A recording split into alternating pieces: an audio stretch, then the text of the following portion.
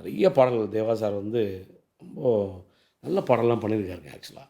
ரொம்ப எனக்கு ரொம்ப பேச மாட்டேன்றாங்க, வெளியே பேச மாட்டேன்றாங்க யாருமே. வெளியே அதே என்ன பிரச்சனை, நான் எப்படி அதை நினைக்கிறேன்னா, இவர் ஒரு 2 சூறாவளி நடுவில் சிக்கின்ட்டார் ஆக்சுவலாக.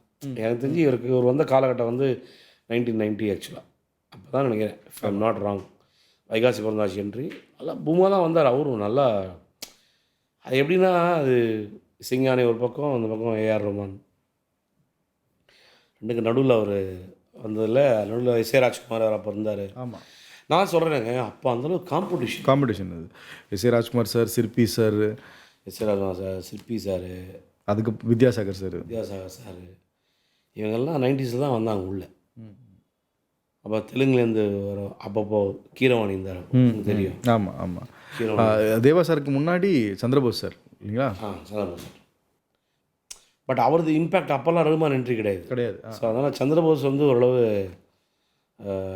முன்னாடியே வந்துட்டார். தேவா சார் வந்துட்டார். நான் சந்திரபோஸ் 86 87 வந்துட்டார். வந்துட்டார் 80 ராஜா சின்ன ரோஜாலாம் 88. அப்போல்லாம் ரஹ்மான் என்ட்ரி உங்களுக்கு 92 தானேங்க, ரோஜா தானேங்க. ஸோ அந்த குறிப்பிட்ட கரெக்டாக ரஹ்மான் என்ட்ரி தான் தேவாவும் பீக்கிங் ஆனார் ஆக்சுவலாக. ஆமாம், 1990 வைகாசி பிறந்தார். எனக்கு ஞாபகம் இருக்குது, ஏன்னா பிரசாந்த் நானும் ஒரே டேட் ஆஃப் பர்த். நாங்கள் 2 பேரும் நல்ல ஃப்ரெண்ட்ஸு. வைகாசி பிறந்தாச்சு படம் 1990 நினைக்கிறேன் அந்த படம், இஃப் ஐம் நாட் ராங். தான் அந்த சின்ன பொண்ணு பாட்டெலாம் பயங்கரம், தண்ணி கூடம் எடுத்து அந்த தவிக்குது, அது எல்லாம்